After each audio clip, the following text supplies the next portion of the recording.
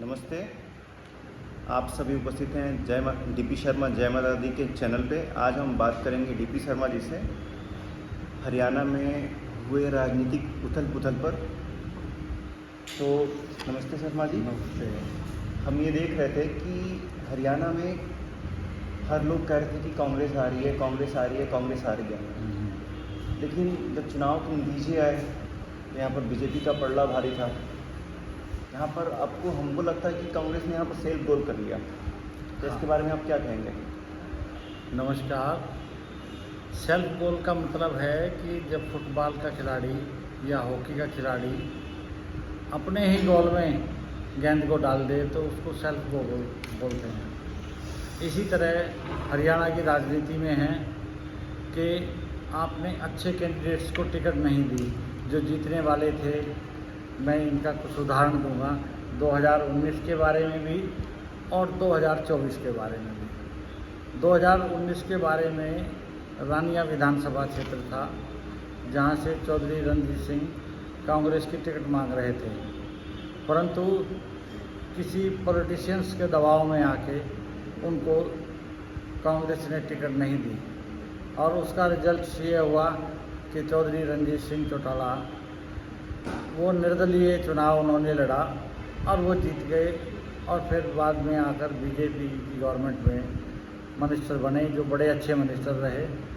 और उनमें ये खासियत रही कि पब्लिक के हर आदमी का फ़ोन उठाना, कभी भी फ़ोन करो, कोई समस्या हो तो वो करते थे। दूसरा उदाहरण है 2019 का ही अम्बाला कैंट की विधानसभा क्षेत्र से चित्रा सरवारा जी उस समय कांग्रेस की टिकट मांग रही थी। फिर किसी राजनीतिक की दखलअंदाजी के कारण उनको टिकट नहीं मिली और उन्होंने निर्दलीय का चुनाव लड़ा और अनिल विज के मुकाबले 20,000 वोट से हार गई। करीब 45,000 उन्होंने वोट ली थी। ऐसा ही 2024 में हुआ कि चित्रा सरवारा जी कांग्रेस की प्रबल दावेदार थी टिकट की और वो 7,000 वोट से हार गई। कांग्रेस पार्टी ने उनको टिकट नहीं दिया ये जानते हुए कि ये जीत जाएगी।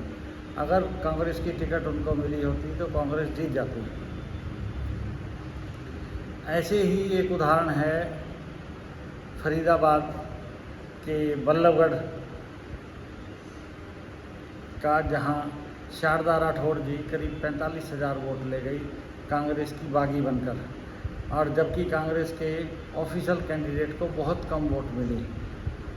उनका टिकट भी इस तरह ही काट दिया गया। इसी तरह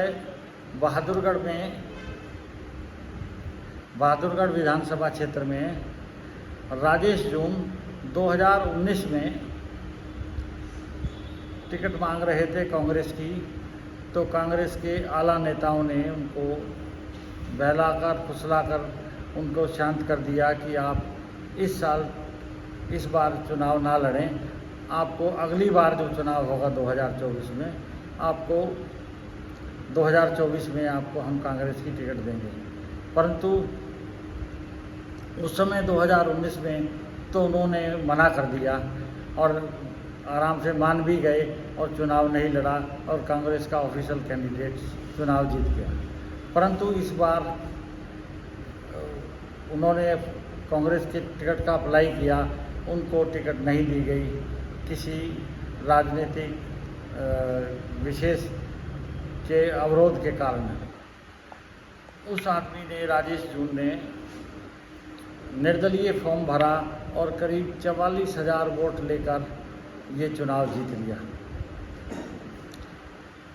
इस तरह की जो गलतियां हैं, अगर पार्टी गलती करती रहे तो इसको सेल्फ गोल ही कहेंगे कि जब जानते हुए कि हम चुनाव जीत सकते हैं और इनको टिकट देते तो चुनाव आराम से जीत सकते थे। आपको एक सीट भी बड़ी महत्वपूर्ण होती है कि आप 40 पे पहुंच गए, 41 पे पहुंच गए, 42 पहुंच गए, 43, 44, इस तरह आप बहुमत का आंकड़ा छू सकते थे। क्या आपको नहीं लगता कि कांग्रेस अभी उतनी मजबूत नहीं हुई है कि वो अपनी आंतरिक समस्याओं से जूझ पाए। आंतरिक समस्या ही उनको देखनी पड़ेंगी।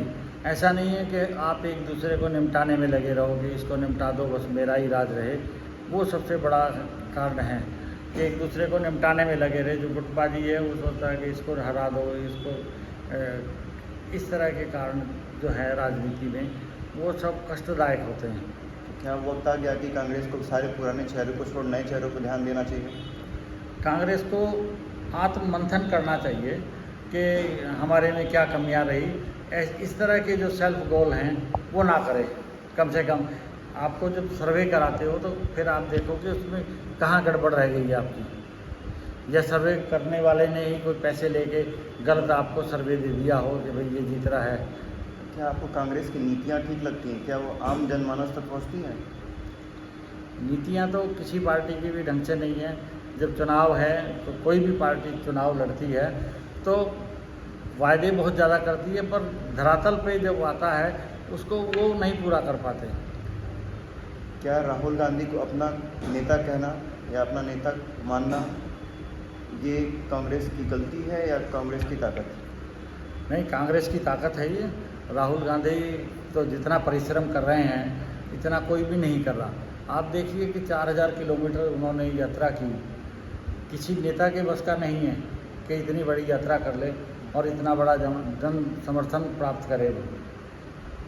लेकिन यात्राओं से लोगों की भावनाओं तक का कनेक्शन बन नहीं पाया अभी। पर राहुल गांधी के बारे में मैं बताऊं, वो छोटे से छोटे घर में जाके आदमी को समस्याओं का पता होना चाहिए। अभी जो हमारे बड़े बड़े नेता हैं कोई जाता नहीं है किसी के घर, सिर्फ वो दिखावट के लिए जाते हैं। राहुल गांधी का तो ये है कि वो छोटे से छोटे घर में भी जा रहे हैं, कभी कुलियों से मिल रहे हैं, कभी ड्राइवर से मिल रहे हैं, इनकी समस्याओं पर ध्यान देने के लिए। राहुल गांधी के जो कृत्य हैं वो बहुत ही असाधारण हैं, बहुत ही अच्छे हैं और बहुत ही विचारशील हैं, लेकिन उनकी कथनी और करनी में दोनों बहुत अंतर दिखाई देता है।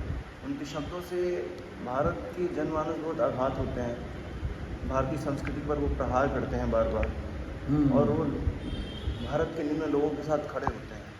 तो ये क्या उनको अपनी वाक्य शैली पर नियंत्रण करना चाहिए? बिल्कुल, अगर कहीं गलती कर रहे हो तो वो खुद आत्ममंथन करे कि मैंने कहीं गलती की है तो उसका आत्ममंथन करे और ये सोचे कि भी आगे ना करूं। हम भी गलती करते हैं, हम भी सोचते हैं कि भाई आगे से ना ऐसी गलती हो। तो ऐसा नहीं कि आपने गलती करके फिर माफ़ी मांगने लगो, तो उससे पहले तो गलती ही मत करो वो चीज़ की। हरियाणा में बीजेपी की जीत का कारण क्या था? बीजेपी के खिलाफ तो बहुत एंटी इनकम्बेंसी थी और अब ये कैसे जीत गए ये तो भगवान ही जाने, क्योंकि जगह जगह कोई व्यवस्था नहीं थी, सफाई नहीं है, कोई सिस्टम नहीं है, कोई प्रशासन का काम नहीं ठीक चल रहा था, इसलिए। ठीक है अंकल, आपसे बात करके बहुत अच्छा लगा। बहुत बहुत धन्यवाद।